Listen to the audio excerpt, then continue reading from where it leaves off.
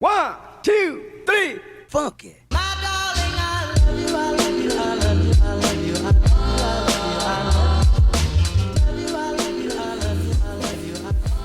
up guys, this is Myson from Tech Reviews. This is gonna be my first YouTube video on YouTube, and on this video I'm gonna basically review and give my honest opinion on the Samsung Galaxy C9 Pro. Hope you like it and enjoy. The Samsung Galaxy C9 Pro was released in October of 2016.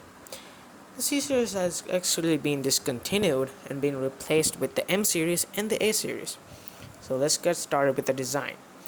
The back and the frame of the C9 Pro is made out of aluminum, and the front glass is covered in Gorilla Glass 4.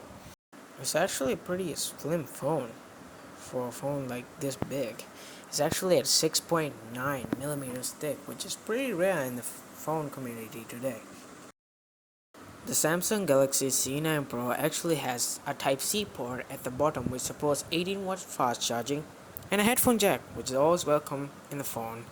And it also has a micro SD card support if you need that extra storage, and it also has support for dual SIM. It also has stereo speakers, which is actually pretty good and produces a decently loud and clear tones. You might be able to block the bottom speaker though, but the top speaker can also produce a decent sound as well in those scenarios. But what I found was that the bottom speaker is way louder than the top speaker, which is kind of confusing. Now let's move on to the screen of the C9 Pro. The screen on the C9 Pro is actually a 1080p Super AMOLED display with a resolution of 1080 by 1920 with a pixel density of 367 pixels per inch.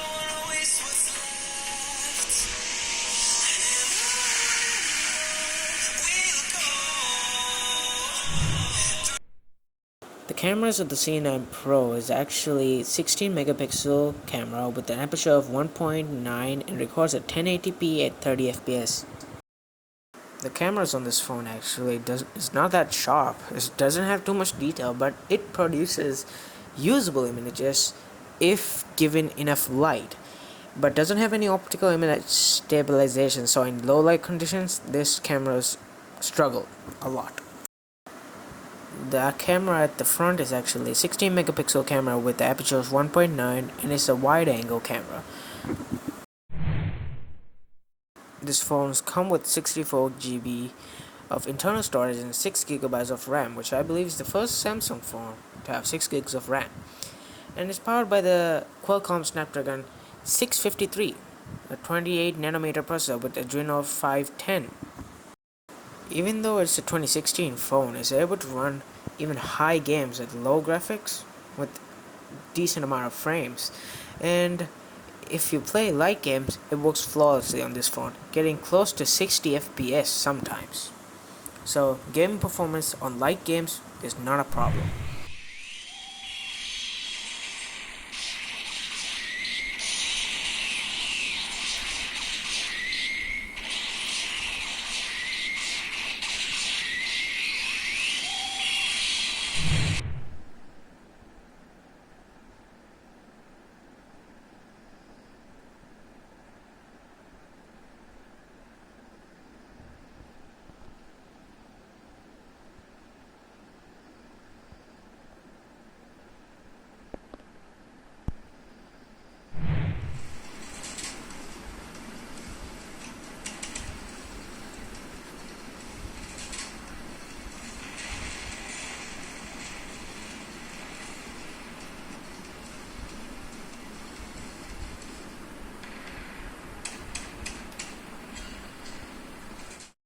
Power in the Samsung Galaxy C9 Pro is a 4000 mAh battery in a form factor that's 6.9 millimeters thin.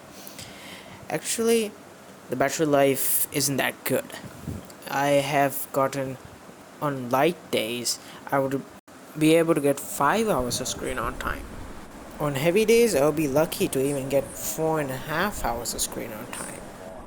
Well, you have to factor in that this was a phone released back in 2016, and this phone's battery has probably been degrading slowly over time. And This phone was released with Android 6.1 Marshmallow, and its upgrade go to Android 8.1. I'm 100% sure this phone can run Android Pie easily, but the thing is, they didn't. So, but lately, on their latest phones, Samsung has been improving their upgrade schedules and have provided 3 years of software support with 4 years of security patches. So, how is the usage of the Samsung Galaxy C9 Pro? And honestly, on light usage on social media and using it for like stuff like Snapchat, Facebook, Instagram, and other social media platforms like Twitter is perfectly fine. Talking to friends and family far away, especially during these days when we are all separated by COVID-19. So it's actually pretty good. It's actually a pretty good phone if you have to factor in that it's an old phone from 2016. With that in mind, should you buy Samsung Galaxy C9 Pro in 2021? No. Because a simple answer is the chipset is pretty much old, and the software support is pretty much gone, and it can't actually handle with the latest games and stuff like that. But if you want to, you can actually still use this phone. If you are someone who is using this phone these days, just wait. It will be worth it. You can. This phone can. I'm 100% sure this phone just needs a battery replacement or display replacement, and this phone can pretty much be used throughout for like another 2 to 3 years. And with that, I wouldn't recommend this phone at the moment. Just buy. There are chipsets which are way better and more efficient at this price. At this phone's price, I'm pretty sure it's pretty cheap these days. You can find it on eBay. I'm 100% sure.